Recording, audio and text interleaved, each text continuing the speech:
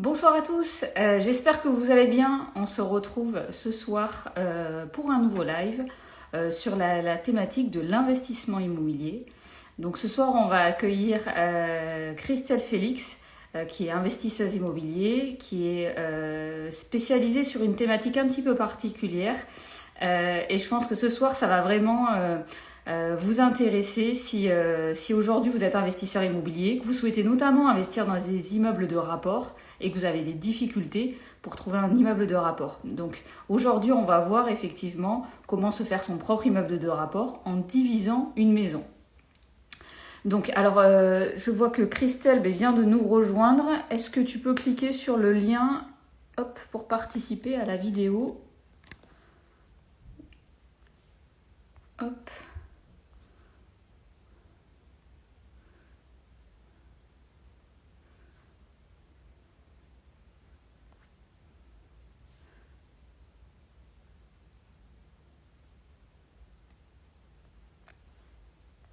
Hop.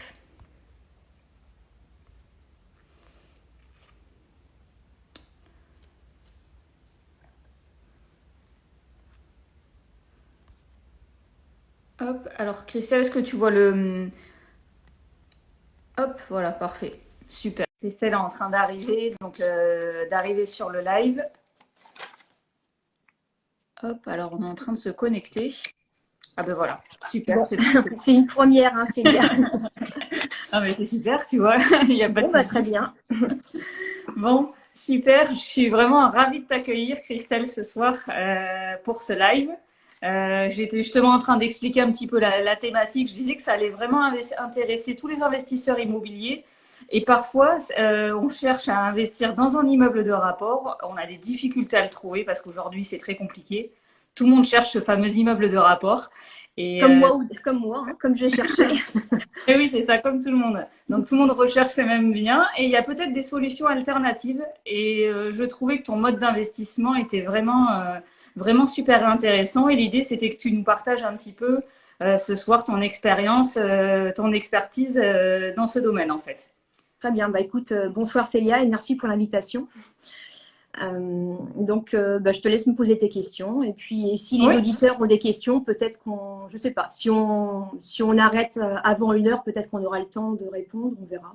Bien sûr, oui, bien sûr. Si vous avez des questions, c'est ça, n'hésitez pas à les poster là dans les commentaires, comme ça on pourra répondre à toutes vos questions. Là, tout le monde est en train de se connecter, donc c'est super. Donc voilà, donc on va voir effectivement comment investir dans des immeubles de rapport en divisant en fait une maison. Concrètement. Voilà, c'est ça. Alors, juste une question, c'est que moi, je vois pas mal d'affichage sur mon écran. Et est-ce que je peux enlever tout le texte? Ça va défiler en bas. De toute façon, tu vois juste les personnes qui se connectent. C'est normal, d'accord. Et après, tu peux revenir si tu veux voir les commentaires. D'accord. Si tu touches pas, ça va se mettre. J'ai pas envie de toucher pour pas déconnecter. Non, t'inquiète pas. T'inquiète pas. Mais ce que je te propose dans un premier temps, c'est de te présenter, mais de te dire, voilà, effectivement, ce que tu fais comme investissement aujourd'hui. Puis après, on attaquera un petit peu le sujet. D'accord, très bien. Donc, moi, je m'appelle Christelle Félix, donc c'est Christelle, et j'investis depuis 2014 dans l'immobilier locatif. Okay. Donc, j'ai commencé par un immeuble de rapport en divisant une maison en 7 appartements. Aujourd'hui, nous avons, avec mon conjoint, puisque voilà, j'ai commencé seule, et Erwan, mon compagnon, c'est aussi passionné d'immobilier en me voyant faire mes projets. Et on a fait 3 projets ensemble. Depuis 2016, on investit ensemble et actuellement, on a 3 immeubles ensemble. Donc, au total, nous gérons avec mes biens 23 appartements sur 4 immeubles. Donc, on a en 7 ans, voilà. Ok, d'accord. Bon, super. Et puis depuis 2 ans, j'accompagne également les investisseurs. On les forme en division de maison, en location meublée, LMNP, LMP. Oui, d'accord. Voilà mon activité. Donc maintenant, je ne fais que ça à temps plein.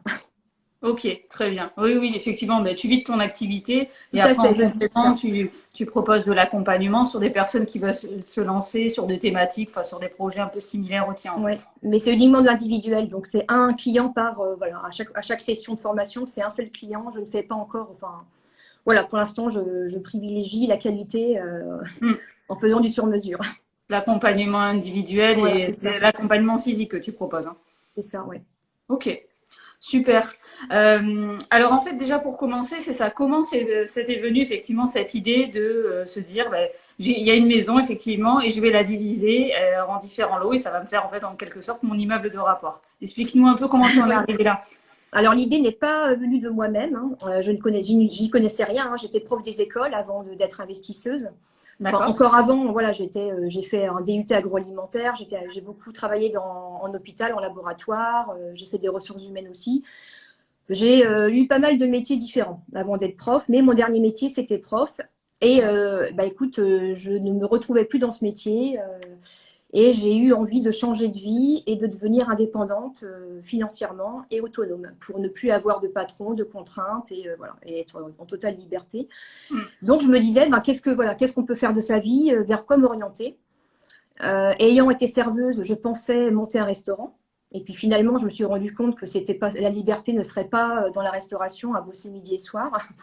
Et qu'à arriver à 50, 60 ans, on a moins la forme, hein, pour faire du service. Donc, bah, écoute, je suis tombée par hasard sur un immeuble en province à 215 000 euros, en cherchant comme ça par hasard, en cherchant par hasard. Je réglais la succession de mon père en Bretagne en 2012 et ben, je me suis rendu compte que l'immobilier était très accessible en province comparé à Paris, parce que j'étais sur Paris. Donc là, je tombe sur un immeuble à 215 000 qui rapportait mon salaire de prof en loyer. Donc, la révélation, je me dis, il y a peut-être autre chose à faire de sa vie. J'étais déjà propriétaire à Paris et mon appartement valait 270 000 euros. Donc, je me dis, en vendant mon appart, un T2, je pourrais m'acheter un immeuble et puis arrêter de travailler. Et j'avais pas pris la fiscalité en compte, hein. Je pensais toucher mes loyers et ne rien devoir à personne. Je pense comme beaucoup de débutants, on ne sait pas qu'il y a la fiscale, les charges, les impôts.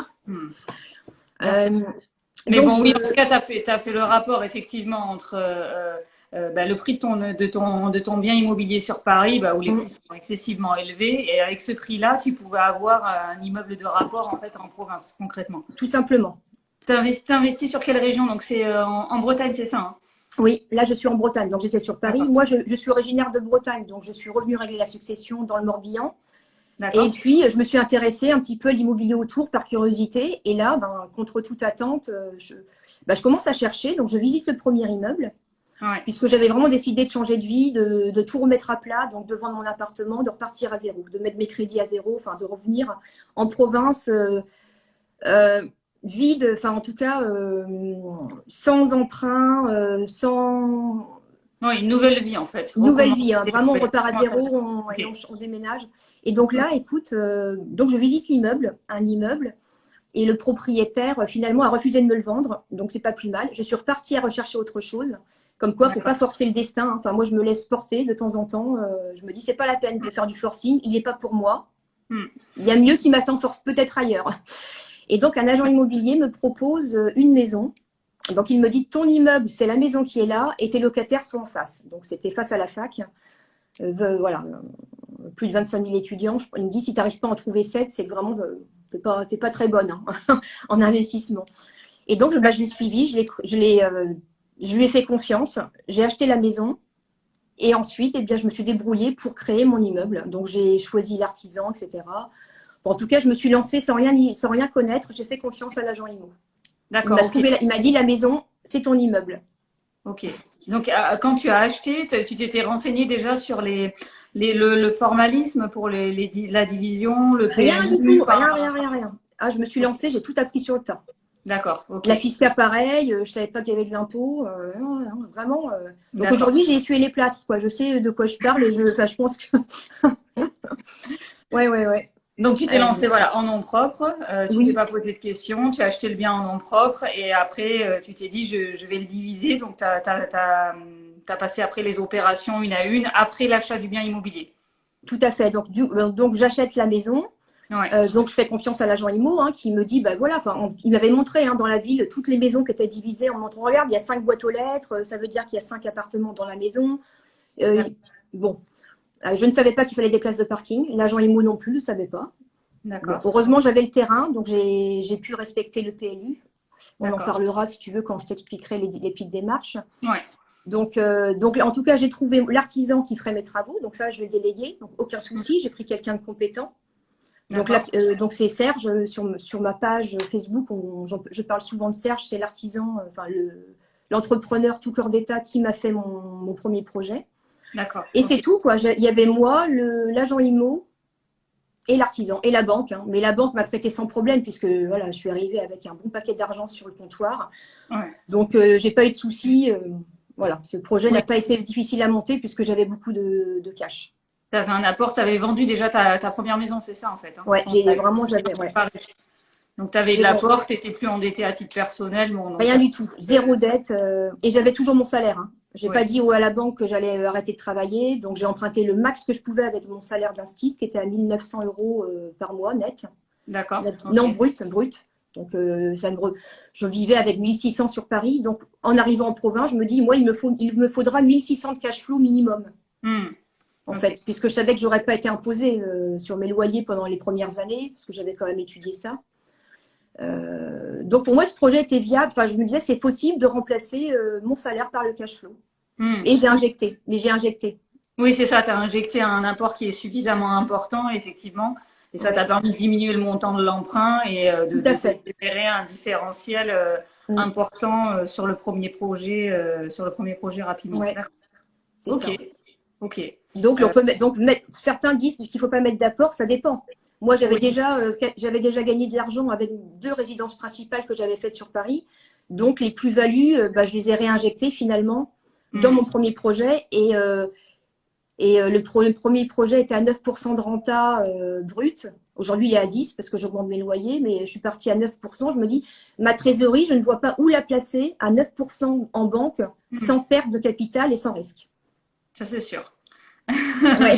Donc, je me fais mon propre investissement. Enfin, je me fais ma SCPI, quoi, si tu veux. C'est un peu ça. C'est au lieu d'aller payer quelqu'un pour nous faire une rentabilité, tu la crées toi-même, ta renta, et tu fais ton projet. Non, mais oui, ça reste tout à fait une bonne rentabilité et bien plus importante que si tu laisses de l'argent sur des comptes bancaires dormants, livrés A, etc. Donc oui, c'est sûr. Et j'ai emprunté le solde pour me. Et t'as emprunté sur quelle durée? Sur une durée courte, sur une durée longue? T'as été chercher au maximum? Non, je savais pas, j'y connaissais rien. Vraiment, je n'étais vraiment pas formée, donc j'ai pris sur 20 ans. Ok. Donc bon, c'est pas tant mieux. Hein. Enfin, ça passe. Enfin, moi, ça m'allait au niveau mensualité, donc. Bon, mais l'important, c'est que tu as eu effectivement, tu avais quand même ton différentiel de trésorerie qui te permettait de vivre. Mais c'est intéressant de voir parce que de toute façon, comme toute activité, au départ, on démarre, on fait des erreurs. De toute façon, tout n'est pas parfait. L'important, c'est déjà de passer à l'action. Et après, on apprend. Je pense qu'après, les suivantes, tu as peut-être essayé de chercher à les financer sur une durée plus importante. Non, je me suis formée pendant toute la durée des travaux. Enfin, je me suis formée déjà sur toute l'année 2013, puisque j'ai acheté en 2014. Donc, je me suis formée surtout en FISCA, puisque j'ai vu que c'était ça, finalement, qu'il fallait optimiser et que tout se jouait sur la FISCA, le choix du véhicule, non propre ou société, travaux ou pas. Et donc, j'ai compris que les travaux c'était la meilleure façon d'optimiser son cash flow, c'était de faire des travaux au niveau fiscalité. Donc voilà déjà. Et puis après, mettre en location, c'était pas un souci. Moi, je suis repartie en location puisque j'avais tout vendu, j'avais plus rien. Je me suis remise locataire et j'ai regardé comment l'agent IMO a fait l'état des lieux, m'a fait mon contrat et j'ai copié ce que l'agent IMO m'a fait. D'accord. Tout simplement quoi. Pour moi, c'est du bon sens. Hein. Tout ça, c'est pas la gestion locative. Tout ça, c'est pas là que je me suis formée. Voilà. Mais FISCA, FISCA. Okay. Et banque. Ouais. Et sur la partie travaux, j'ai une question. Comment tu as regardé les choses? Est-ce qu'il y avait des spécificités au niveau de la maison pour pouvoir la découper, au niveau des entrées, au niveau de l'existant? Est-ce que tu t'es assuré de certaines choses en termes de travaux ou vraiment au départ tu y allais, tu t'es dit on pourra quand même diviser plusieurs lots, mais tu n'as pas forcément au départ appréhendé tous les J'ai tout délégué. Du projet. Okay. Ouais, j'ai vraiment délégué. Alors au final, non, c'est que la maison que j'ai achetée, donc elle était à 215 000 €, elle faisait 170 mètres carrés. Donc c'est un projet à 245, frais de notaire et frais d'agence compris, donc 245 la maison. Donc pareil, j'ai pas négocié, j'ai acheté le prix, cash, enfin voilà. Donc premier projet pas optimisé, on va dire. À ce niveau-là, j'aurais pu mieux faire, j'aurais pu faire sur 25 ans, mais bon, en tout cas ça passe. Et donc, cette première maison a été proposée par un agent immobilier. Tu crées 2 appartements. Lui, il la vendait en projet. On divisait en 2, on fait 2 grands appartements pour 2 familles.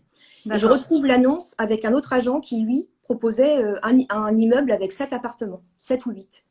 Eh bien, j'ai acheté le projet de l'agent immobilier qui proposait d'en faire un immeuble de 8 appartements, alors qu'il la vendait plus cher que le premier agent immo. Mais finalement, j'ai eu plus confiance à acheter avec celui qui me vendait. Je lui dis, c'est lui qui a trouvé le projet, je vais aller avec lui. Et c'est lui qui m'a finalement proposé des maîtres d'œuvre. Donc, il m'a fait faire 3 devis avec des plans, etc. Donc, en fait, ce sont les gens qui venaient sur place me faire le projet, clé en main, avec les plans. Donc, moi, j'avais vraiment rien fait. Hein. Ok, d'accord. Bon, j'avais choisi de louer aux étudiants. Donc, ça, déjà, c'était clair. Donc, je ne voulais que des studios. D'accord, ok. T'as fait 7 studios dans la… Alors, à la base, ouais, c'était 8 studios à la base, mais comme tous les devis étaient beaucoup trop élevés, finalement, j'ai fait appel à Serge qui est sur Paris, donc parce que je le connaissais par relation, en fait, je connaissais son beau-frère. Donc, j'ai fait appel à son beau-frère en disant, est-ce que tu connais quelqu'un à tout hasard qui pourrait me faire un devis, venir voir? Et lui, il m'a proposé un projet moins cher en faisant moins de studios et plus de T2. Tu vois, il a eu l'idée de me dire, pour rentrer dans ton enveloppe travaux, eh bien, tu fais moins de studios, ça te fera moins de salle de bain, moins de cuisine. Et c'était pas idiot, hein, vraiment. Donc, il m'a même aidé à optimiser mon projet pour que ça rentre dans l'enveloppe. Donc, j'ai fait 4 studios. Non, j'ai fait 5 studios et 2 T2. Donc, 7 appartements. Ok. Et ça, par exemple, l'aspect création de cuisine, salle de bain, ça, tu l'as appréhendé après l'achat. Hein. Les plans, tout ça, t'as réalisé ça après l'achat du bien, en fait. Hein. Bon, évidemment, quand j'ai acheté, j'avais déjà il m'avait fait les plans sur papier. Bon, j'avais des croquis, quoi. Okay. Après, on a peaufiné. Après, ouais. Ok. Il n'y a pas de difficulté après pour faire les points d'eau, pour les arrivées d'eau sur. Tout est réalisable. Il n'y a jamais aucun souci. Hein. Moyennant finance, hein, c'est toujours pareil. Tout est possible tant que tu payes. Ok. Donc, après, nous, on a optimisé. Donc, Serge m'avait dit, on regroupe les salles de bain entre elles. Donc, les salles de bain sont toutes collées. Celles du bas, celles du rez-de-chaussée sont forcément en dessous, celles de l'étage. On optimise toutes les évacs parce que plus tu peux utiliser l'existant, moins ça coûtera cher en travaux. Mais j'aurais pu tout éclater et faire des sorties ailleurs, des salles de bain dispersées, mais ça aurait coûté plus cher. Ouais. Mais concrètement, tu as cassé toutes les cloisons à l'intérieur. Là, non. Non, tu as pu garder un peu d'existant, justement. On a les parties zone d'eau, tu as pu garder les arrivées d'eau et après quelques cloisons. Là, en fait, si tu veux, j'ai acheté une maison, ça c'est avec quelqu'un qui avait déjà ce projet-là à la base. Le vendeur avait déjà prévu de faire une division dans son bien. Il avait tout pété. Donc, j'ai acheté une maison qui était déjà complètement désossée. Ah, d'accord. Donc, si tu veux, après, mon artisan Serge a refait les cloisons. Il n'y a plus qu'à recloisonner, faire les plans, recloisonner en fonction des différents points d'eau, des arrivées d'eau pour faire des salles de bain et cuisine, en fait. D'accord. Et l'avantage de cette maison, c'est que j'ai un escalier extérieur. Donc, je n'ai quasiment pas de partie commune. Donc, j'ai vraiment optimisé l'espace pour créer mes appartes. On rejoint l'étage par un escalier en béton qui passe par l'extérieur. Donc, il prend la pluie. D'accord. Donc, il y a 2 entrées. Il y a une entrée en haut, une entrée en bas, en fait. Voilà. Puisqu'en fait, à la base, c'était déjà 2. Enfin, on va dire qu'il y avait déjà une division de fait. Mais le proprio n'avait rien déclaré. Donc, moi, j'ai tout remis au propre. Je suis partie sur un projet propre, quoi. Ok. Mais justement, sur ça, j'avais une question, en fait. Est-ce que tu peux expliquer, parce qu'après, parfois, on peut faire un peu l'amalgame entre les deux, entre une colocation, en fait, dans une maison et vraiment une division comme tu as réalisé. La différence entre les 2 modes d'exploitation. Oui, alors j'ai beaucoup d'investisseurs qui me disent « Ah, c'est super, j'ai déjà fait une division, j'ai une coloc. » J'ai déjà fait une division officieuse, j'ai une coloc. Alors, je leur dis, je suis désolée de t'apprendre que ta coloc, c'est une coloc. Tu as créé des chambres dans un appartement, mais tu as acheté un appartement et au bout, tu as le même appartement. Oui, au cadastre, ça reste un appartement. Ça reste un appartement. Exactement. Oui. Alors qu'une division officielle, eh bien, c'est un appartement unique. Avec un compteur individuel, avec un locataire unique dans l'appartement. C'est pas une coloc avec par exemple, la colocation avec beau individuel pour les chambres individuelles. Ça reste une coloc avec beau individuel. Ça n'a rien à voir. Ça n'a absolument rien à voir. Par contre, une division officieuse, parce qu'il y a beaucoup de gens qui disent j'ai fait une division officieuse. Déjà, donc c'est pas une coloc. Une coloc, c'est une coloc. Et une division officieuse, c'est une division illégale Oui, qui ne respecte pas le légal. PLU, qui ne respecte pas un compteur individuel par appart et qui n'a pas été déclaré aux impôts fonciers. Et Ça, c'est une ça pose un division. problème lors de la revente, puisque de toute façon, on revend un seul et même lot dans ces cas-là, et on ne peut pas revendre par lot. Et toi, ce qui est intéressant aussi, c'est que tu as créé de la valeur, puisque si tu revendais aujourd'hui à la découpe, forcément, tu ferais une plus-value sur la maison au global, par Tout rapport à à fait. revendre Ouais, globalement, en fait. ouais, Donc, c'est ça. Et d'ailleurs, c'est un faire-valoir. Tu vois, quand je monte mon dossier à la banque, bah, je fais une estimation du prix, de la valeur de l'immeuble immédiatement après division. Il prend immédiatement de la valeur. ben, bien sûr, Donc, la banque sait que bah, si je me plante, elle peut ouais, déjà tout revendre. Et comme c'est une grande ville étudiante, la ville est importante aussi. Hein. Si on investit en plein désert, c'est pas la même. bien Donc la sûr. banque est confiante sur le projet parce qu'elle connaît la ville, elle sait qu'il y a de l'étudiant, elle fait elle-même des projets de résidence étudiante. Donc la banque, je lui ai dit, bah, au lieu de vous acheter votre projet, je le crée moi-même. Donc elle sait très bien ce que je fais. Ouais, bien sûr. Donc, et puis il Bien faut sûr. vraiment, vraiment, vraiment avoir confiance en son projet et en soi. Et on va pas voir le banquier timide, genre élève-professeur. On va pas parler. Enfin, on se, on est sûr de son projet, on est sûr de soi et on va vendre son projet en maîtrisant de A à Z ce qu'on va faire. Ça, c'est. Oui, bien sûr, Ouais. bien sûr. Parmi les difficultés là que tu as rencontrées, mais notamment sur ce premier projet, c'est intéressant. Est-ce que tu as eu des difficultés particulières au niveau de la division? Parce qu'en fait, donc, il faut faire appel à un géomètre expert concrètement. Même Euh, pas. non, il ne faut pas faire appel à un géomètre expert? Ouais, c'est ce que les gens pensent. Mais en fait, comme moi, c'est une division en monopropriété. D'accord. C'est pas en copro, oui. En copro, il faudrait effectivement, parce qu'on n'est pas seul maître à bord, il faudrait revoir tout l'état de division, etc. Mais là, c'est l'avantage. En fait, à la base, donc je ne voulais pas être en copro parce que je n'ai eu que des copros sur Paris et c'était un gouffre financier, hyper mal géré avec des copropriétaires qui ne payent pas leurs charges. Enfin bon, tout ce qu'on peut connaître. Donc on maîtrise rien. On n'est pas seul. Moi, je voulais vraiment ne pas avoir de boulet, quoi, de copropriétaire. Donc, seul maître à bord, immeuble en monopropriété, pas besoin de copro. Bah, il n'y a pas de copro d'ailleurs, Il puisqu'on n'y a est pas de seul. copro techniquement, puisque Ouais, de il n'y toute a pas de façon, tant que copro. Ouais, c'est ça en fait. Ouais. au niveau des lots. Mais donc concrètement, il faut passer devant le notaire pour faire Point enregistrer. barre. Même pas. Ah ouais, non, Non. rien. Donc, D'accord. en fait, la seule chose qu'il faut faire, une fois qu'on a terminé ces travaux de division, on doit les D'accord. déclarer aux impôts fonciers. Donc, je le fais toute seule. Donc, ce sont des CERFA à télécharger. D'accord. Ce sont les CERFA H2 et donc j'envoie un H2 par appartement. Donc je D'accord. décris l'appartement. Vu que j'ai fait les diag obligatoires pour la mise en location, donc j'ai le diagnostic DPE, j'ai les surfaces. Donc je prends les surfaces qu'on m'a données dans le diag, je les D'accord. mets dans le H2. Alors je décris tous les éléments de confort, etc. Puisque voilà, c'est le but du H2, c'est de décrire l'appartement qu'on a créé. Du coup, je mets le nom du locataire qui est rentré, puisque je le fais. On a 3 mois pour le faire après la fin des travaux. Comme les locataires arrivent direct après les travaux, eh bien, j'envoie directement aux impôts le nom du locataire dans le CERFA, ce qui va déclencher la taxe d'habitation sur ce logement-là. Donc, ils pourront envoyer au locataire, le premier locataire aura la taxe d'habitation, et ça va faire exploser le foncier. La taxe foncière est multipliée par 1,5. Et donc, mais par contre, il n'y a que ça. Donc, j'envoie mes H2, la déclaration de fin de chantier tamponnée par la mairie, D'accord. Ok. et c'est tout. Et c'est tout. D'accord. Il n'y a pas de passage chez le notaire. Rien. Ok. Rien, non. Ok. Ok. Et Donc, donc c'est là, tu vraiment simple. Hein. as des lots officiellement divisés et en théorie, tu pourrais revendre par exemple un lot ou la totalité. Oui, En tout cas, tu peux revendre lot par lot. Donc là, c'est ça oui, la. tout à fait. Ouais. Mais par contre, si je voulais revendre l'eau par lot, là, il faudra créer une copro. Hmm. Ouais. C'est ça. C'est ça. À partir du moment où Et tu revends un autre lot et qu'effectivement il y a deux propriétaires, on est dans une c'est copropriété. ça. Et Donc, après. aucun intérêt de créer. Enfin, je pourrais créer des lots. Je pourrais créer des lots juste pour séparer les taxes foncières de chaque appartement, mais enfin, je vois pas l'intérêt. Hmm. De créer des contraintes en plus et de l'administratif pour rien. Bah, tant que tu continues à exploiter le bien, y a aucun intérêt. Après, c'est vrai que Non. ça va dépendre si tu vends la maison à la découpe, peut-être que ce sera intéressant Mm. de Mais revendre. c'est pas l'objectif non plus. Ouais. Oui, de toute façon, pour l'instant, pour toi, bah, c'est ton moyen de enfin, c'est le Ouais, moyen c'est de ça. revenu, en fait, hein, Hein. C'est mon gagne-pain, donc ouais. voilà, c'est Ok, ok. T'as pas aucun intérêt d'objectif de revendre avant 15 ans. Ça, c'est ouais, clair. de revente à court terme, de toute façon. T'as Non, encore non, des non, c'est travaux. vraiment des projets sur le long terme. Mm. Ok. Ok. Donc là, quelles difficultés là tu as pu avoir au niveau de ce premier projet ou au niveau des surprises, on va dire. Donc les places de parking, ça t'a été imposé. Donc ça, il faut regarder le PLU pour savoir effectivement les contraintes imposées par la ville.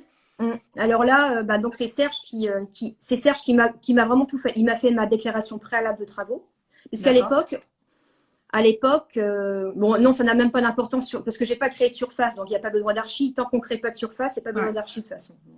Donc pas de PC, pas de permis de construire. Donc là, c'était une déclaration préalable de travaux. Donc juste pour l'anecdote, c'est que à l'époque, en 2014, c'était 170 mètres carrés pour faire appel à un archi. Tu sais, si on dépasse 170, je sais pas si tu connais le. Ah oui, c'était 150. Moi, j'avais 150 mètres carrés. Aujourd'hui, c'est 150 et en 2014, c'était 170. Mais comme les archis bossaient pas assez, on a baissé pour les faire un peu plus bosser, quoi. Enfin, c'est toujours pareil. Hein. Les lois et les règles changent en fonction du besoin. D'accord. Donc maintenant, c'est 150. Donc peut-être que dans 5 ans, ce sera 100. Donc en tout cas, voilà. Donc moi, j'ai pas eu besoin d'archi. Serge a tout fait. Il m'a fait l'ADP, il m'a fait la demande de raccordement auprès d'EDF. C'était EDF à l'époque? Non, aujourd'hui c'est Enedis. C'était qui avant? Si, c'était EDF. Oui, c'était EDF. D'accord. Si, c'est ça, ouais. Donc, demande de raccordement pour avoir donc des compteurs individuels. Alors ça c'est clair. Pour chaque lot, ok. Et ça c'est hyper important puisqu'en fait les délais sont très très longs. D'accord, ok. Donc je te redirai comme à peu près très long, c'est à peu près 6 mois peut-être ou... Alors c'est ça, enfin un peu moins, mais ça peut, voilà, c'est ça. Non, normalement, ça peut aller jusqu'à 6 mois. Donc il faut le faire au tout départ en fait, il faut faire les demandes. Au tout début, donc c'est direct la déclaration préalable de travaux ou le PC, si on crée de la surface ou si, enfin ça dépend, voilà. Donc soit DP, soit PC. Ensuite, direct, compromis avec conditions suspensives d'obtention de l'ADP. Parce que là, voilà, si le projet est refusé, on ne peut pas se retirer sans payer les pénalités. Donc, très important de mettre la condition suspensive d'obtention de la déclaration préalable dans le compromis. Et puis, faire le dossier Enedis, demande de raccordement pour le projet qu'on a expliqué dans la déclaration préalable. Parce que dans l'ADP, il nous demande la puissance demandée pour le projet. D'accord. Donc Enedis peut se rapprocher de la mairie pour voir si effectivement on a bien demandé la même puissance dans le dossier de raccordement qu'à la mairie. Donc ça, tu fais cette demande même avant la signature de l'acte authentique. Oui. Tu fais cette demande au niveau de la signature du compromis. Oui. Avec les conditions suspensives, tu valides ta déclaration préalable de travaux et tu fais ta demande à Enedis, enfin en tout cas pour la partie compteur. Alors nous, maintenant, comme on est habitué, on travaille dans la même région, on a le même chargé de projet tout le temps, donc on peut avoir des devis sans les payer. Enfin voilà, les premiers devis, normalement, je crois que maintenant les devis sont payants. Donc il vaut peut-être mieux attendre d'avoir l'accord de l'ADP pour être sûr que le projet sera viable, pour ne pas payer un devis dans le vent. Mais c'est rapide, hein. L'ADP, nous, au bout d'1 mois, elle est acceptée. D'accord. Le délai d'inscription, c'est 1 mois. Et s'il manque des pièces, on repart pour 1 mois. Donc, il nous renvoie le dossier, on renvoie la pièce manquante et on peut comme ça durer. Donc, certains comment on appelle ça, marchands de biens font traîner les DP volontairement en oubliant des pièces. C'est une astuce. Une astuce. D'accord. Nous, on est pressé d'avoir l'accord de la mairie pour enchaîner sur Enedis. Ok. Donc, Enedis. Est-ce que ça peut être un frein vis-à-vis du vendeur de lui demander une déclaration préalable de travaux, de les mettre dans les conditions suspensives? Est-ce que tu as eu des problèmes vis-à-vis des vendeurs sur tes projets? Non. Mais j'explique pas ce que je fais. Alors ça dépend, tu vois. Si on passe par un agent IMO, on lui explique notre projet, on est cash, on dit qu'on est investisseur, on divise, rien. Si on est face à, c'est souvent des maisons anciennes, vieilles. C'est souvent des successions, ce qu'on achète. Donc, les personnes âgées qui sont dans leur maison, il y a le côté émotif et sentimental. On va pas leur dire on leur dit pas qu'on va tout péter pour refaire un immeuble. Donc, on leur dit qu'on achète pour nous. On est un couple, on achète notre résidence principale. On a des travaux à faire, d'où l'ADP. Genre, on va refaire la cuisine, on va refaire. Donc, on leur explique qu'on aura beaucoup de travaux. Ça justifiera aussi le montant de l'emprunt, puisque dans le compromis, il ne faut pas mettre uniquement le prix de la maison, mais il faut mettre le projet global. Par exemple, 200 000 de maison et 200 000 de travaux, on emprunte 400 000. Ouais, Donc, bien sûr. on va demander, dans le compromis, on met bien qu'on va chercher 400 000 euros à la banque, Hmm.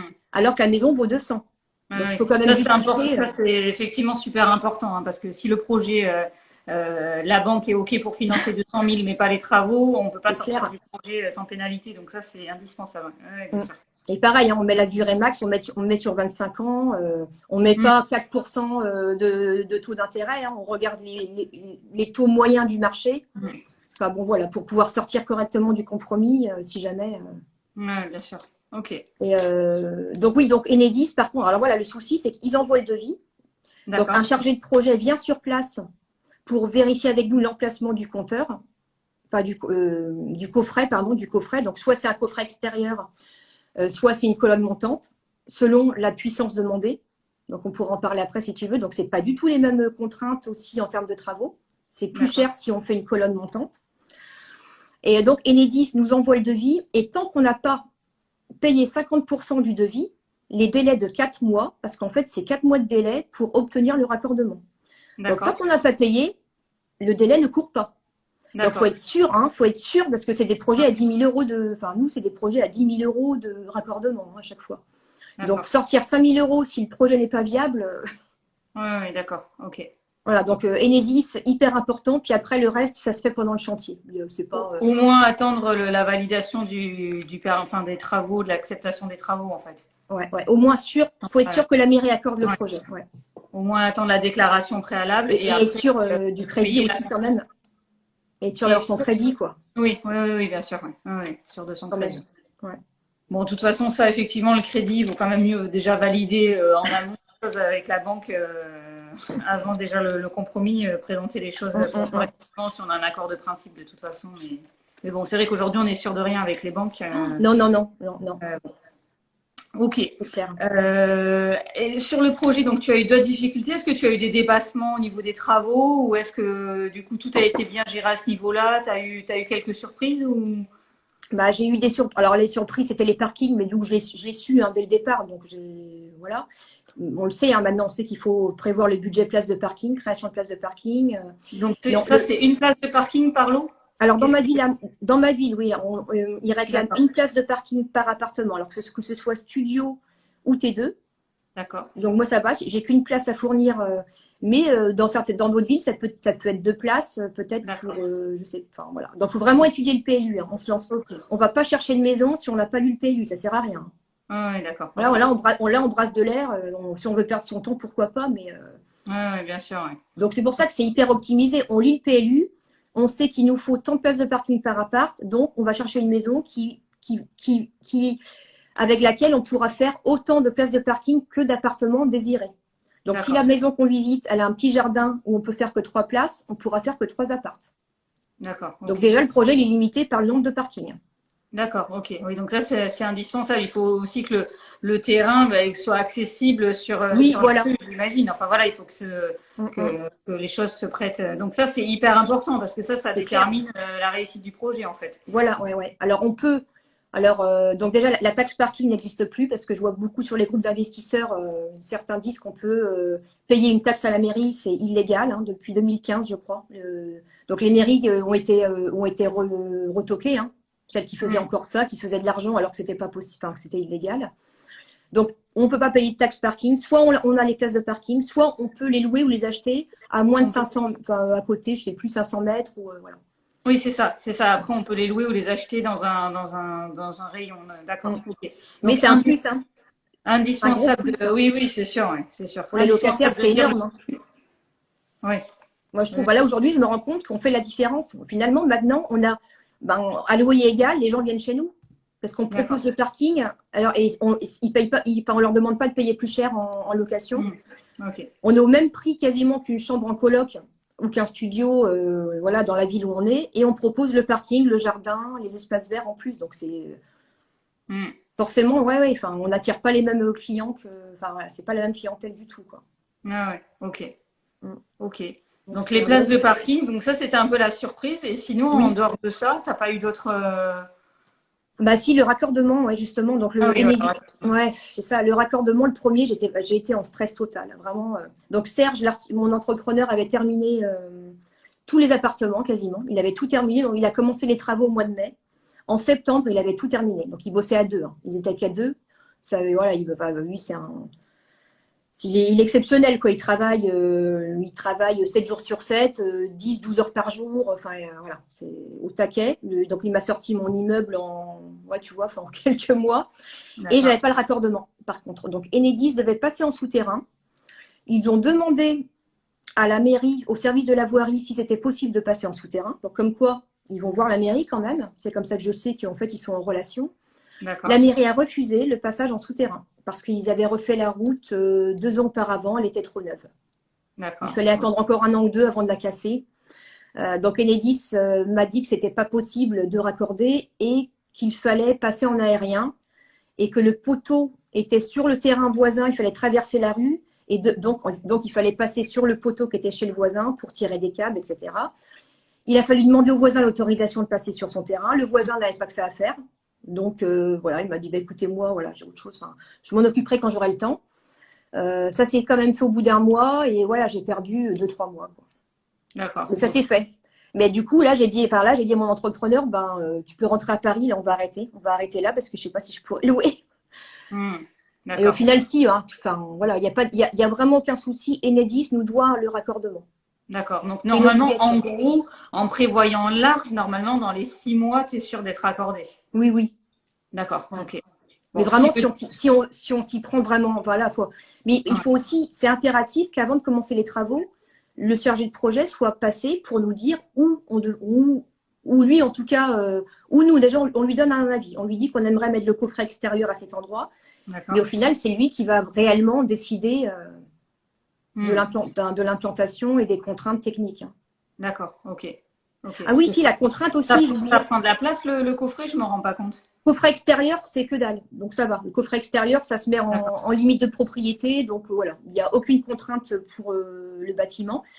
Par contre, oui, c'est ça. C'est que moi, en fait, j'ai dû installer une colonne montante. Et Serge n'était pas au courant de ça à l'époque, puisque voilà, c'était sa première division aussi. Hein. C'était son premier projet de division. Donc on a vécu le projet ensemble. Et donc, on avait prévu des appartements avec telle surface.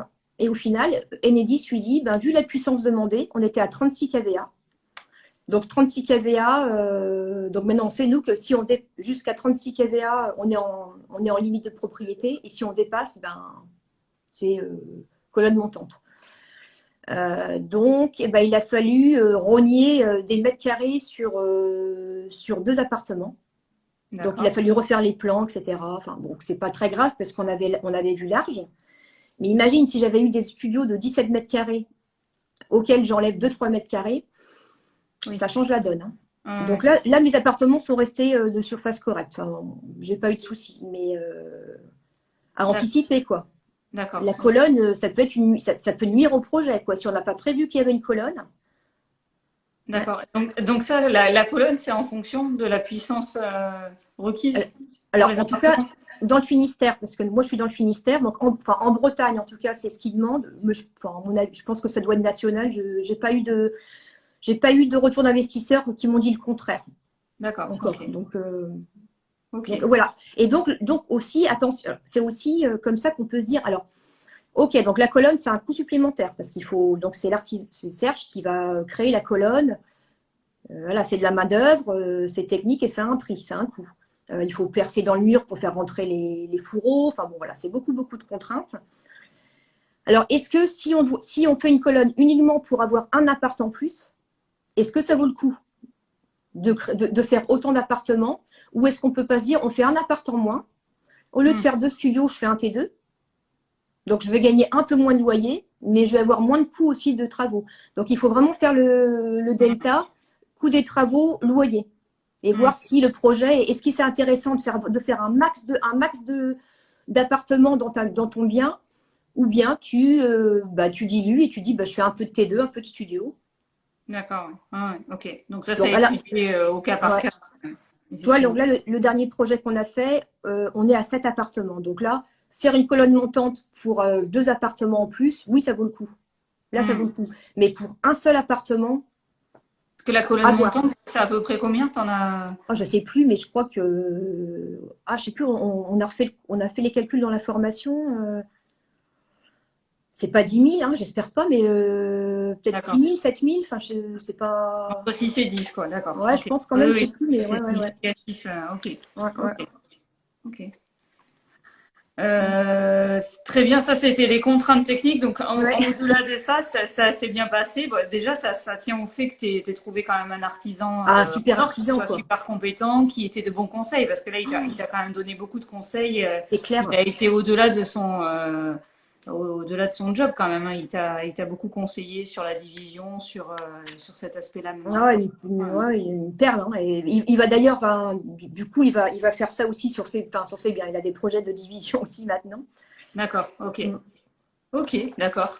Et après, au-delà de ça, donc après, t'as pas eu de problématique. Tu avais bien demandé au départ un bon différé, parce qu'après, en fait, c'est ça, c'est que toutes ces contraintes, ça met en avant le fait qu'il faut aussi négocier au Ah départ ouais, ouais, le ouais. différé, parce que si on a des surprises, et bon, dans les travaux, on a quand Mm. même toujours des surprises, il faut pas se le cacher.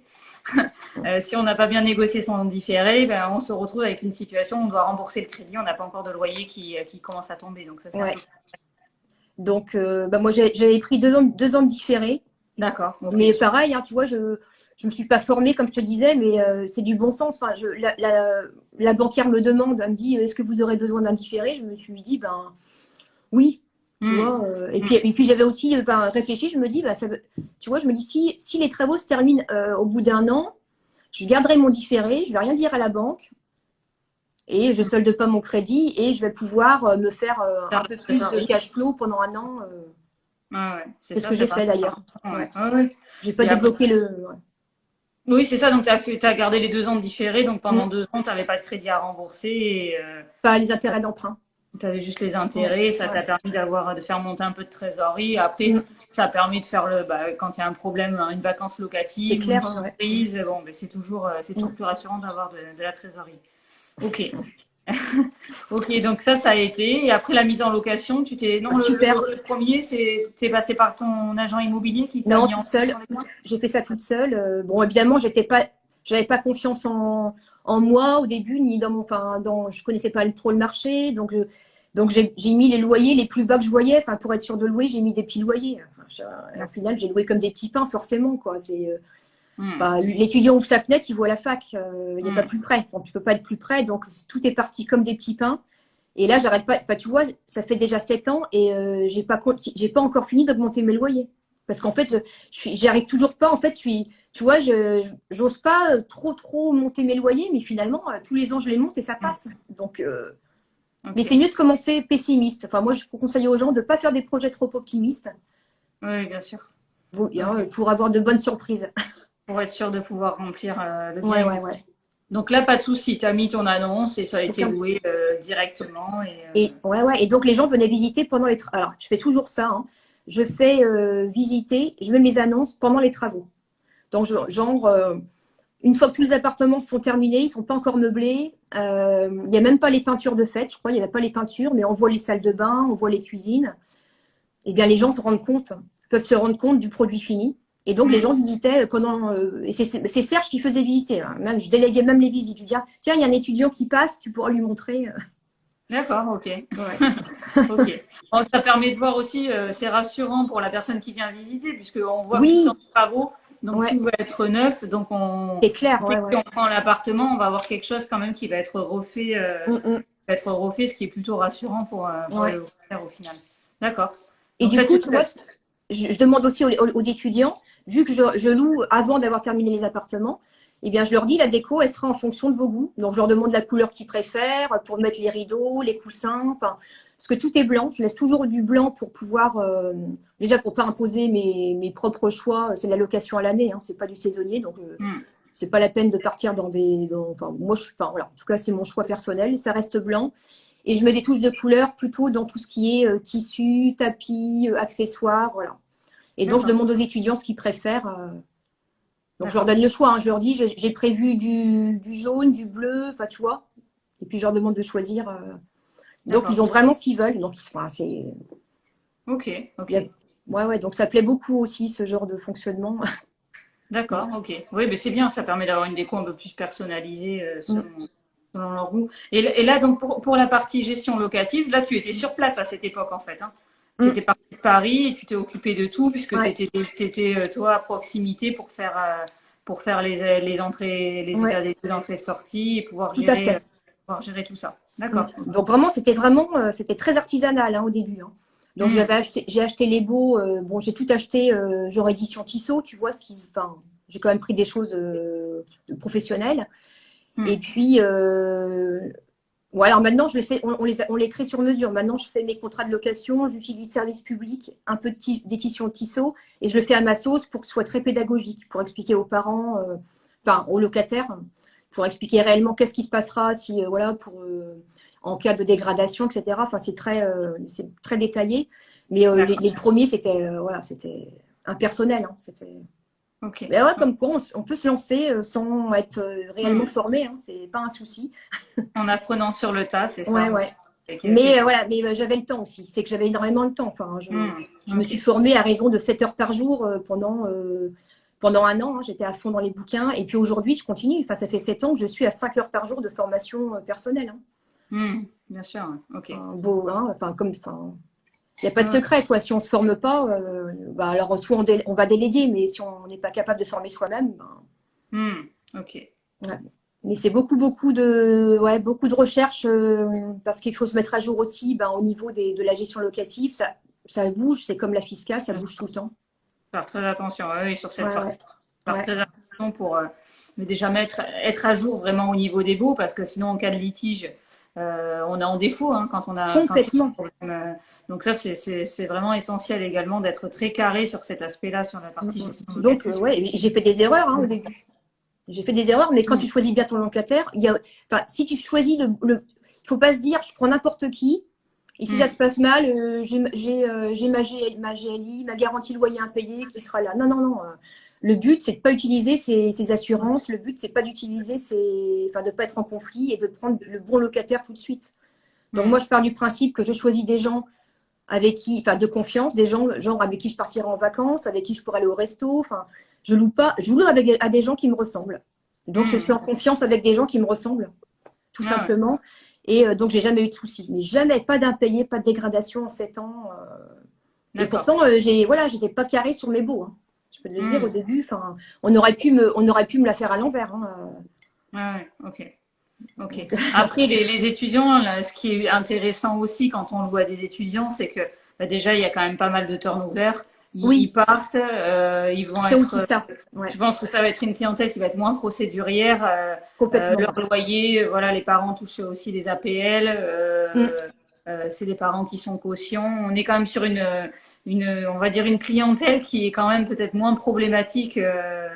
Alors, il y a plus d'entrées et de sorties, je c'est pense, ça, ouais, ouais. mais après, on est sur quelque chose qui est, je pense, assez simple à gérer Complètement. dans Moi, la j'adore, pratique, hein. Ils je sont trouve. hyper réactifs, puis ils sont Ouais. hyper actifs. Enfin, tu envoies un texto, tu as la réponse Hmm, dans la seconde. Si hmm, tu as besoin de faire une réparation, enfin, parce que on ne respecte pas du tout les réparations locataires, réparations propriétaires. On va au-delà. Ça m'arrive de changer les ampoules, de refaire les joints, mais on préfère faire nous-mêmes pour que les appartements restent en bon état. Donc les locataires savent que ils nous appellent, enfin ils peuvent nous appeler hmm. toute l'année et on fait les petites réparations. Donc on est vraiment vraiment aux petits soins pour nos locataires et nous le Ok, rendent bien. Ils nous le ok. rendent bien. C'est Ouais, important, hein. De toute façon, ouais. on a toujours des locataires, enfin, en général, à l'image de ces biens, hein, C'est effectivement. clair, Quand c'est on a un clair. bien de Ouais, qualité, ouais. on va pouvoir trouver aussi des locataires de qualité qui seront contents d'être là, d'être dans de bonnes conditions. Donc ça, Mm, mm. c'est Ah, important. vraiment. Enfin moi je pars du principe, les parents nous confient leurs enfants. C'est la première fois qu'ils sortent de chez eux. Bah, je veux dire, enfin ils ont aussi besoin d'être en confiance vis-à-vis du bailleur. Hmm, c'est logique, ouais. Ouais. Ok. Ok.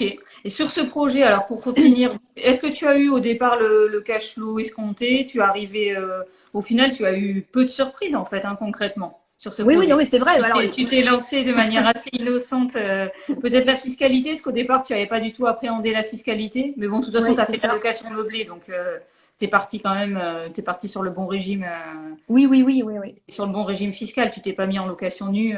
Mm. Suite à tes travaux. Donc, ok, t'as pas eu de surprise particulière en fait sur ce premier projet. Bah non, tu vois, au final, non. Pas plus que Ok, ça. ok, Non. très bien. Donc, tu as À eu ta part, rentabilité, tu as eu ton différentiel de loyer, ça t'a permis de vivre de ça concrètement en fait, hein. Mm, mm. Ok. Et puis après, là, donc, comme je te dis, j'augmente mes loyers. Donc j'ai commencé pour te dire, j'ai mis à 360 les studios, donc il faisait 19 mètres carrés le plus petit et jusqu'à 23. Donc voilà, enfin donc 360 euros. Et là, je suis à 470 hors charge, le studio. Et je peux d'accord. encore monter. Mais, mais, Ok. mais j'ai pas envie. Je me dis, je vais rester comme ça pour fidéliser. Enfin, voilà. Je pense que si je monte trop, je peux aussi perdre plus de locataires, alors que là, ils restent l'été, ils ne partent pas. D'accord. J'ai Ok. pas, donc j'ai aussi moins de turnover parce qu'en fait, je me suis rendu compte, parce qu'en fait, je faisais 100% médecine, parce que je suis face à la fac de médecine, donc je ne faisais que ça, hein, c'est l'idéal. Enfin, Hmm. mais j'avais beaucoup de départs en avril-mai, puisque forcément, ben voilà, les étudiants veulent tester, mais ils peuvent être en échec et changer de formation. Hmm. Donc là maintenant, je regarde aussi les études. Donc je mixe. Je fais un peu de médecine. Je fais aussi DUT, IUT, école d'infirmière, école d'ingénieur. Donc voilà, pour être sûr qu'il y ait moins de turnover. D'accord. Ok. Donc ça reste de l'étudiant, mais je choisis maintenant les études. D'accord. Ok. Ok. Ouais. Parce Et que, ouais, après, non, parce que 23 apparts, si j'ai 23 départs, c'est quand même. ah oui, La saison est, ouais, est rude. oui, c'est sûr, ouais. T'as tout, donc, t'as tout sur le même secteur. Après, avec ton conjoint, t'as continué à réinvestir donc sur le même secteur que tu Ouais, ils sont. connaissais bien. C'est Ouais, un secteur où les prix étaient accessibles, où t'as des facs, où t'as, enfin voilà, c'est c'était un ça. secteur idéal. D'accord, ok. Ouais. Puis après, j'ai aussi de la demande de stage. Donc, si j'ai des étudiants qui partent au mois de mars, parce que ça arrive que, voilà, si c'est bah, leurs études ne leur conviennent pas, ben, écoute, donc au début, bah, j'étais en stress. Enfin, au début, c'était le gros stress. Je me dis, je ne vais pas retrouver. Et puis maintenant, bah, je choisis de louer aux stagiaires. Donc, je ne voulais pas au tout début parce que je voulais pas. J'avais peur, en fait, tu vois, de mixer trop de profils différents. Et puis maintenant, je le fais, mais ça se passe très bien, hein. Donc, le stagiaire arrive, par exemple, au mois d'avril. Il libère au mois d'août. Et je reloue et je repars sur l'étudiant de septembre. Et donc, j'ai quasiment plus de vacances locatives. D'accord, Là, je suis ok. vraiment au taquet sur les annonces. Je reçois un préavis de départ, l'annonce, elle est postée direct et j'ai un mois pour trouver un locataire. Ouais, ouais. Bah, après, t'as professionnalisé un petit peu. Bah, de toute Oui, façon, t'as professionnalisé ton activité. C'est oui, ton oui, ouais. activité. Je mets une annonce et dans C'est ça. l'annonce, j'explique qu'il y a d'autres appartements avec les adresses. Enfin, je mets une seule D'accord, annonce pour louer tous mes appartes et je leur d'accord, fais visiter tous les immeubles. Enfin, tout est à côté, donc ils peuvent choisir ce qu'ils veulent comme appart. d'accord. Oui, ça Ça, te c'est pas permet mal. d'optimiser, de gagner du temps sur la Sur gestion tout locale. ça aussi, ouais, ouais, ouais. D'avoir tout sur place, c'est sûr que ça, c'est un gain de temps énorme. Mm. D'accord. Quel conseil tu pourrais donner à quelqu'un qui voudrait se lancer dans cette stratégie parce que c'est ce que je disais au départ en introduction, l'immeuble de rapport, aujourd'hui, tout le monde cherche ça, c'est extrêmement compliqué à trouver hein, de manière pratique. Mm, Ça mm. part, les biens partent dans la journée, presque dans l'heure, hein, quand il y a une annonce qui est postée. Je dirais C'est que je sais pas parce que je m'en. Ah bah si, au final, si, parce que maintenant, je vais te dire Maintenant qu'on est à l'MP, mais que, toi, vu que tu es expert comptable, toi, tu penses que tu le sais. On en avait parlé, je crois, au téléphone. Eh bien, on arrive au seuil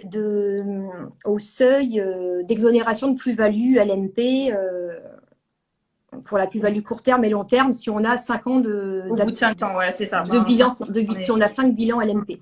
exactement. Donc là, on se dit, donc on arrête, puis financièrement, bon, bah, on en vit correctement, donc ça va. On pourrait arrêter d'investir, mais on se dit c'est dommage, puisque voilà, si on trouve des opportunités, pourquoi pas.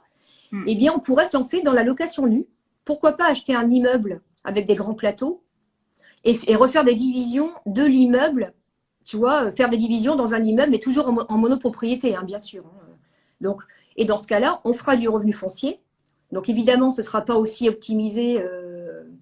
Ce sera pas enfin, ou bien on fait des petites, ou bien on fait plutôt, non, on ne pourra pas déduire les travaux, c'est vrai. Donc non. Donc Hmm. on achète un immeuble et on le retape, un immeuble pourri, location nue, on le retape. Pour Et créer, bien tu veux là, dire pour créer du déficit foncier en fait, et concrètement. bien même pas. C'est qu'en fait là, on continue à créer du déficit de charge en LMP à cause de l'article 39C du CGI, puisque toutes les charges qui ne sont pas directement liées à l'exploitation, CFE, SSI, comptable, CGA, tout ça, ben, si ça vient créer, si ça vient créer de l'amortissement l'année où on passe ses charges, elle ne passe pas en charge. Hmm, C'est ouais. priorité aux amortissements. Et bien là, ça veut dire que ben, on crée encore du déficit LMP. Ce déficit vient se déduire des revenus globaux. Et si on a des revenus fonciers sur les revenus globaux, ben, on pourra les effacer avec les déficits LMP. au lieu de les perdre, puisqu'on n'a plus de revenus en face. Oui, c'est ça. Ouais. Donc je me dis, tiens, bon, finalement, on peut basculer sur du revenu foncier maintenant. Ouais, à étudier. Après, bon, le revenu foncier, après, ça c'est problématique, mais c'est toujours pareil. Après, à un moment donné, comment gérer les choses, si le locataire reste, après, si c'est plus intéressant de rester en revenu foncier. Déjà, tout n'est pas déductible en revenu foncier. Enfin, après, la stratégie Ouais, revenu foncier et déficit foncier est quand même très complexe à mettre en œuvre dans la pratique. Parce qu'effectivement, tout n'est pas déductible, tu l'as dit, les ouais. travaux de division, ça ne rentre pas en déduction en revenu foncier. Mm, mm. Si on crée de la surface, si on fait de la Non, mais tu reconstruction, vois, c'est si c'est si c'est un ouais, immeuble vraiment, vraiment à rafraîchir, ouais, tu peux faire pas mm, mal de travaux déductibles quand même. ouais, c'est sûr, ouais, c'est sûr. Ça, c'est possible. Ouais. À voir. Ouais, ouais. Ça peut être une stratégie ou après investir via des sociétés. C'est ça, mais quel intérêt si c'est pas pour récupérer son cash flow? Enfin, pour moi, la SCILIS, c'est une boutique fermée à clé. Là, tu es là et tu dis, putain, allez, je fais comment pour récupérer mon. Tu vois, tu Mm. peux pas. Tu regardes ton argent par la fenêtre, quoi. Tu peux pas. Après, tout dépend de l'objectif. C'est-à-dire que C'est si tu as ça. déjà des revenus qui sont assurés, que On tu est n'as pas d'accord. forcément besoin de plus au niveau de ton train de vie, par exemple, Mm. la SCI, ça peut être un bon outil justement pour servir au réinvestissement. C'est-à-dire Tout que à fait, ouais. faire grossir la trésorerie et se servir de cet argent pour réapporter sur de nouveaux projets. Donc Mm. après, ça peut être un très bon outil de réinvestissement. Mm.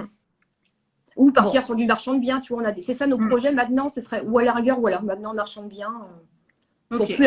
pour plus avoir de gestion locative, parce que les 23 locataires, maintenant, il faut s'en occuper. Hein. Tu vois, Ouais, mais c'est c'est pas un le tout. métier. C'est un Et, métier. Hein. et puis les immeubles vont vieillir, enfin bon, à un moment donné, Oui, à là, un tout moment est beau, donné, tout est propre, hein, tout est neuf, c'est super. ouais. Mais ça va pas le rester. À un moment donné, ça sera bien d'arbitrer, effectivement, oui, Mm, pour toi. Oui. mm, Mais mm. justement, quel conseil tu pourrais donner à quelqu'un qui voudrait se lancer un petit peu dans cette stratégie, voilà, comme toi, de diviser des maisons? Quelles sont pour toi les clés ou en tout cas les points d'attention, en tout cas par rapport, par exemple, peut-être aux annonces, à la localisation? Quels sont les points d'attention selon toi si on veut se lancer dans cette stratégie? Alors d'abord, il faut d'abord choisir sa cible de locataire, enfin voilà, à qui on souhaite louer. Ouais. Moi, j'adore les étudiants. Enfin voilà, franchement, voilà. Enfin, en tout cas, moi, c'est, Hmm. enfin, ou jeune actif ou étudiant, j'adore. Mais ça me dérange pas parce que c'est mon activité d'y passer tous les ans le mois de juillet, enfin, hein, juillet et fin août. Hein, je sais que l'été, il est passé à ça. C'est comme ça, c'est la saison. Le Hmm. reste de l'année, on en profite. Hein, de toute façon, c'est pas grave. Mais alors, il faut que les gens cherchent d'abord savoir à qui on veut louer, quelle cible. Est-ce qu'on veut des familles, est-ce qu'on veut des couples, est-ce qu'on veut. Parce que ça va déterminer la surface des appartements qu'on va créer. Hmm. Donc, déjà.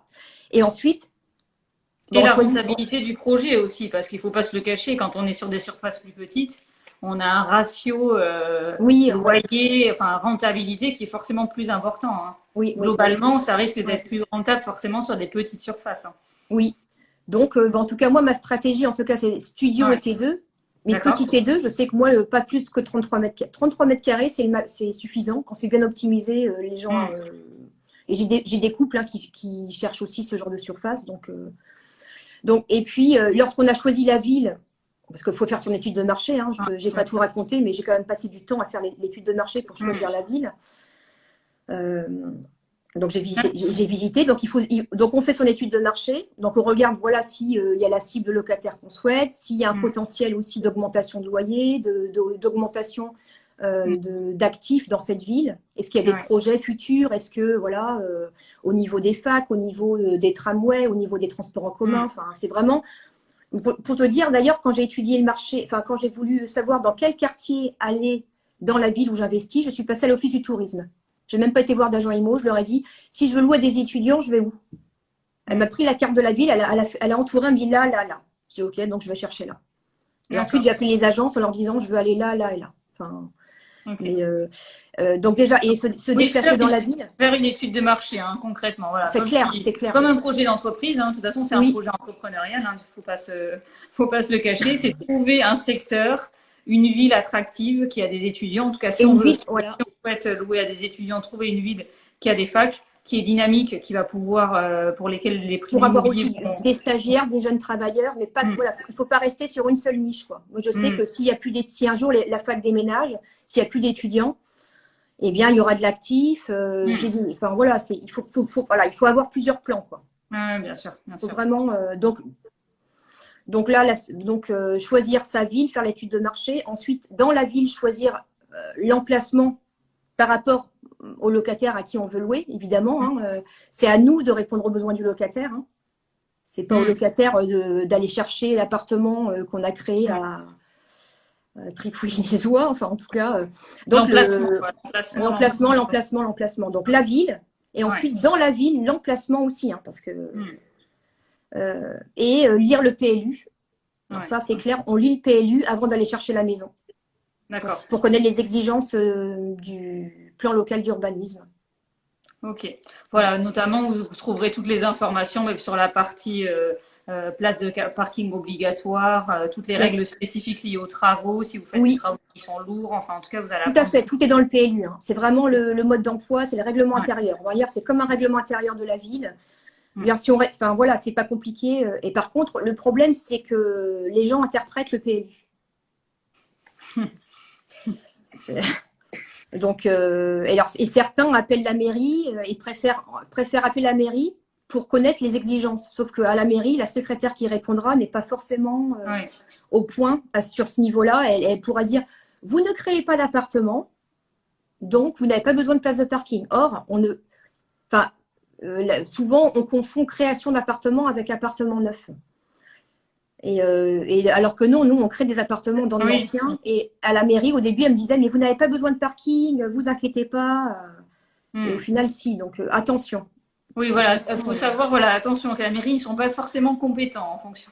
Au téléphone, on ne sait pas qui on aura au téléphone. Ouais, donc, voilà, à vérifier les sources. En tout cas, la source, c'est le PLU. Alors, le PLU, de toute façon, on le trouve même sur le site internet des communes. Oui, c'est ça. Globalement, ok. Donc toi, tu conseilles avant d'aller visiter, voilà, déjà d'avoir consulté, une fois qu'on a fait son étude de marché, trouver sa ville, déjà consulter le PLU.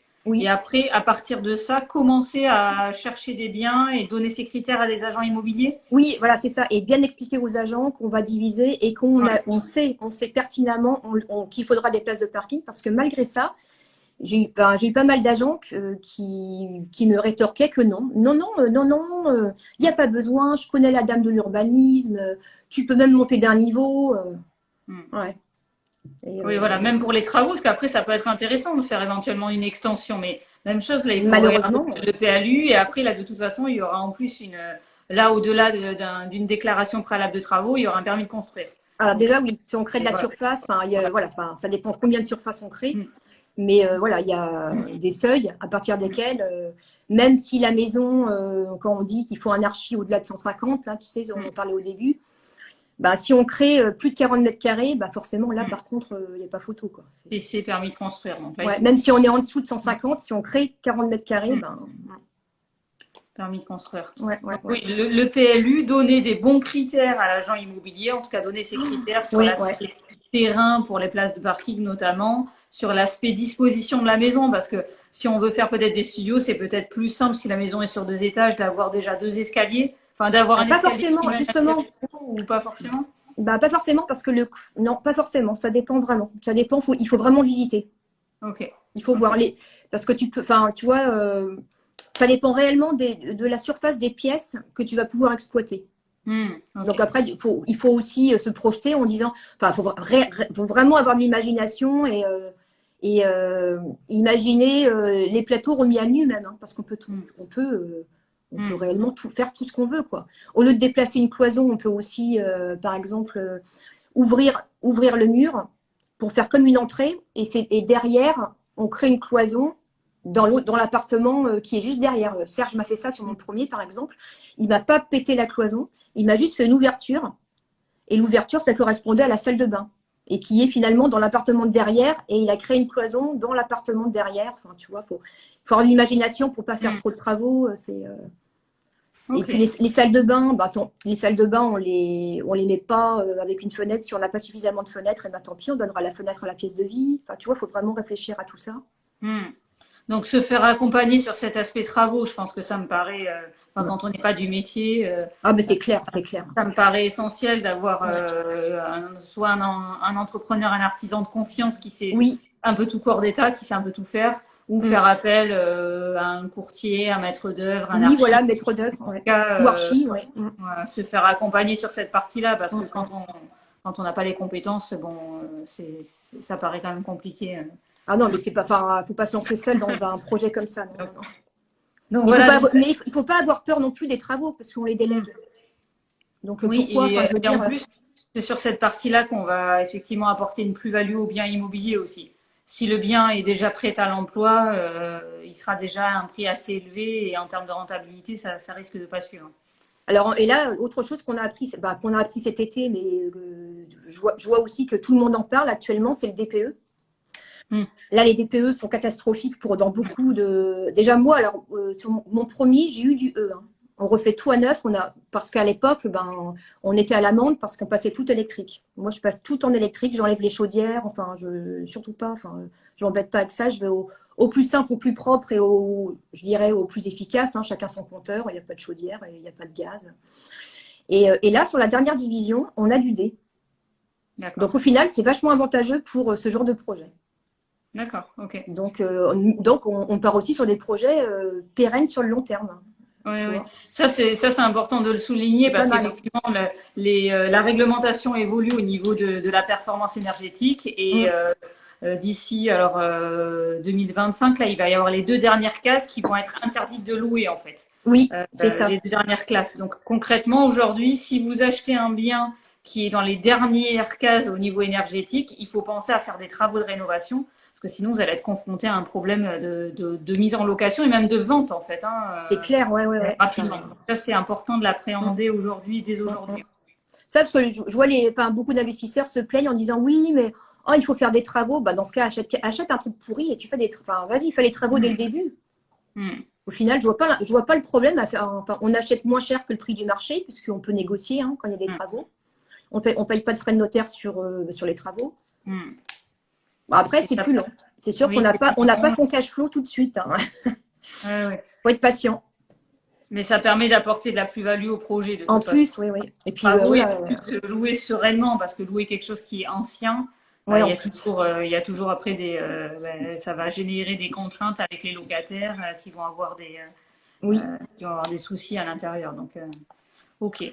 Oui, avec travaux. Donc, en fait, se faire entourer sur la partie travaux, estimation des travaux au niveau des devis. Donc, faire des devis avec quelqu'un peut-être lors de la visite au moment de réaliser une offre, en fait, concrètement.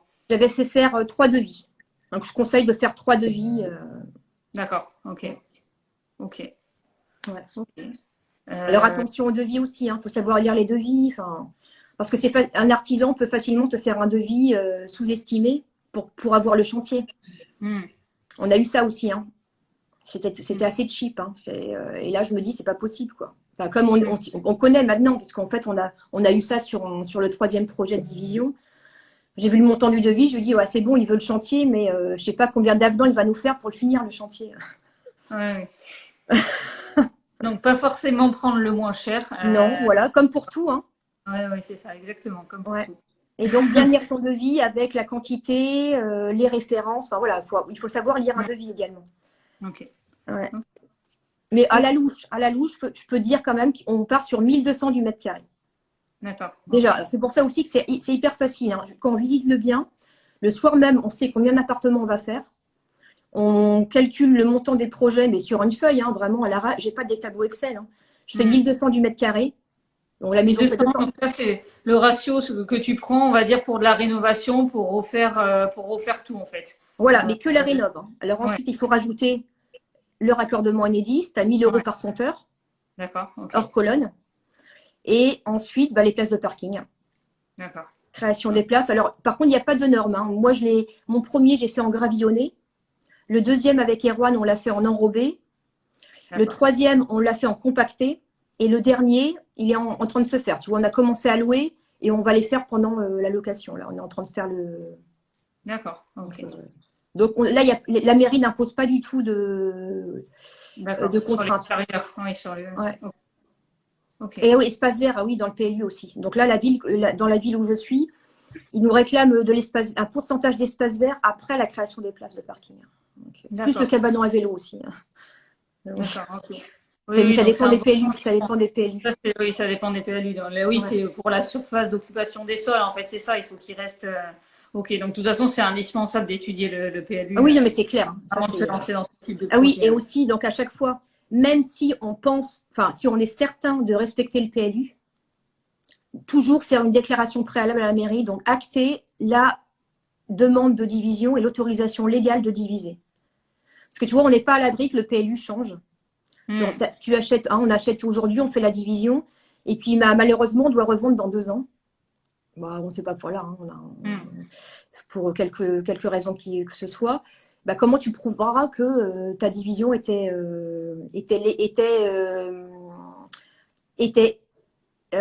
opérationnelle cette année, là, sans place de parking?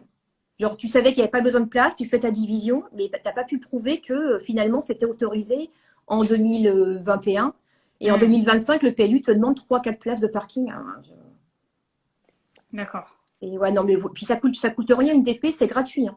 Donc le PC, autant il faut passer par un archive pour un permis de construire, mais la déclaration préalable, on l'a fait tout seul. D'accord, ok. Ok.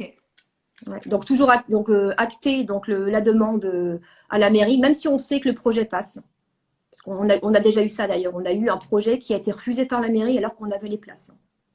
D'accord, ok. Donc c'est la voirie qui a refusé notre projet parce que soi-disant, en tout cas c'était voilà, c'était en tout cas leur avis. Hein. On n'a pas négocié, on n'a pas cherché à changer, à refaire le projet. On a accepté, on est passé à autre chose. Elle a refusé le projet parce que les sorties de voitures allaient risquer poser problème dans le quartier parce qu'il y avait des passages piétons non loin des sorties de voitures. Enfin. D'accord. Et là, dans ces cas-là, tu peux représenter le projet, comment? Si voilà, on aurait pu voilà, Ouais. on pouvait représenter le projet. Donc c'est ce qu'on a. On pouvait représenter le projet en faisant par exemple une colocation à l'étage et 2 studios en bas. On voulait faire 3 appartements à l'étage, je crois que c'est ça, 3 studios à l'étage et 2 T2 au rez-de-chaussée, c'est ce qu'on pensait faire. Et finalement, on se dit, bah, à la rigueur, on fait moins de places de parking, il n'y aura pas de souci pour, voilà, au niveau des sorties des voitures, il y aura moins de voitures. Et là, je me dis, non, non, je veux dire, franchement, la coloc, c'est pas mon truc. Tant pis, on attend. Tu vois, on peut pas pousser, faire un projet. Enfin, si tu le sens pas, faut pas le faire, quoi. On aurait pu, hein, tu vois, tu peux aussi faire un projet avec une coloc. Pourquoi pas. Oui, Et en tout fait, est possible. tu fais ce que tu veux dans ton immeuble, LCD, coloc. Oui, c'est ça. Mais c'est bien l'avantage après d'être seul propriétaire. Ah, c'est ça, hein, ouais, c'est clair. Il n'y a pas de contrainte avec la copropriété, donc c'est vrai que non, c'est intéressant. Ok. Et l'idéal, je dirais que c'est une maison non mitoyenne.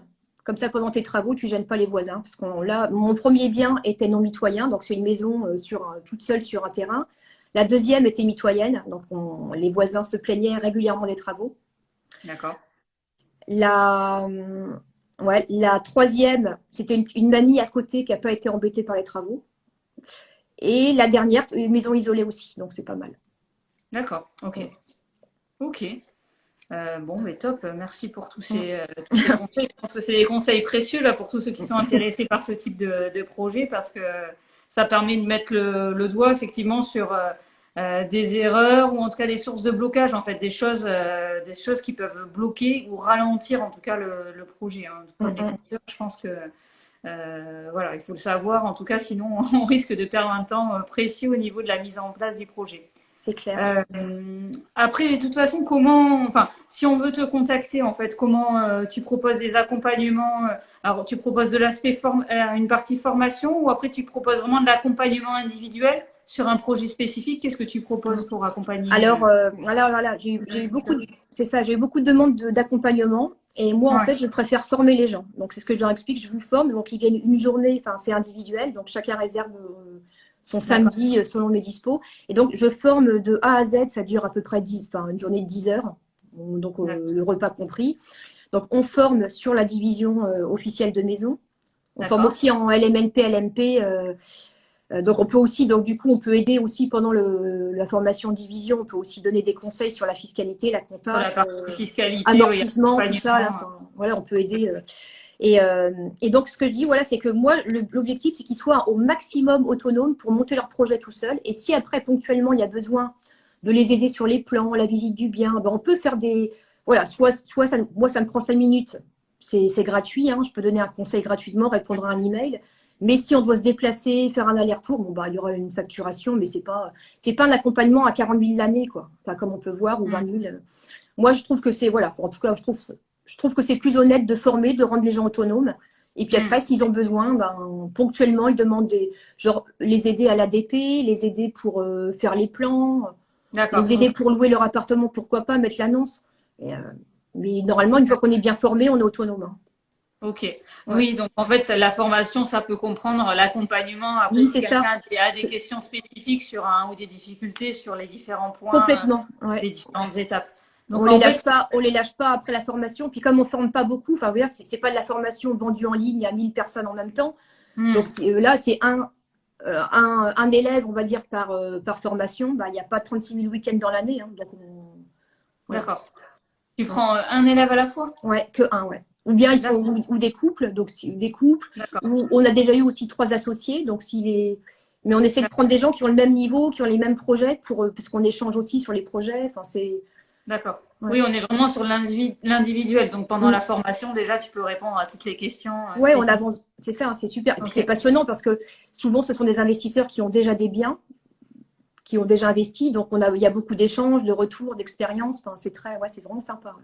D'accord, ok. Et quand est-ce qu'on peut s'adresser à toi? Est-ce que donc l'idéal c'est quand même de le faire en amont du projet, par exemple? Oui. On s'intéresse à ce type de projet, on veut diviser une maison avant vraiment de se lancer dans la recherche ou d'être sur un bien particulier, de venir suivre la formation justement pour avoir un petit peu tous les outils, toutes les clés pour pouvoir mettre en œuvre toutes les étapes.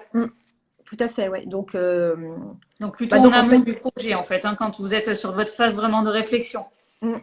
Ah ouais, vraiment. Alors après, ça va jusqu'au dossier banque. On compare aussi dans la formation un immeuble acheté clé en main avec une maison divisée. Et donc on compare les dotations aux amortissements qui n'ont rien à voir. En fait, l'optimisation fiscale, elle se fait là. Parce qu'en fait, tous les travaux de rénovation, tous les travaux de division, ce sont uniquement des travaux de secondes œuvres. Il n'y a pas de gros œuvres. Le gros œuvre, c'est le bien, les murs de la maison, etc. Nous, on ne fait pas de gros œuvres, donc c'est de l'amortissement sur 15 ans en moyenne. Donc, on optimise sur 15 ans. Je veux dire, nos projets, nous, on est 15 ans sans impôt. Donc, beaucoup de personnes sont surprises. Mais après, si on fait le bon choix de passer en charge ou en amortissement les frais d'acquisition, enfin, voilà, il y a pas mal de choix à faire dès le démarrage pour optimiser la fiscalité de ces projets. Exactement. Oui. Et ces choix, c'est ça, c'est important de le dire, c'est de les faire au début parce que le choix sur le passer en charge les frais d'acquisition ou pas, on le fait au départ et après pour tous les projets. Donc c'est vraiment important de poser la question au démarrage. Et c'est important de se rapprocher de son expert comptable pour être bien guidé et bien informé sur ça. Bon, même si on peut rectifier jusqu'à N-3, c'est ce que j'ai fait. Hein. C'est ce que j'ai fait sur ce qu'on avait avec Erwan, parce que le comptable s'était trompé. Enfin, il ne s'était pas trompé, mais il ne nous avait pas demandé si on préférait amortissement ou charge. Il est parti sur de la charge. Et vu qu'on passait à l'MP, on allait perdre énormément de déficit de charge.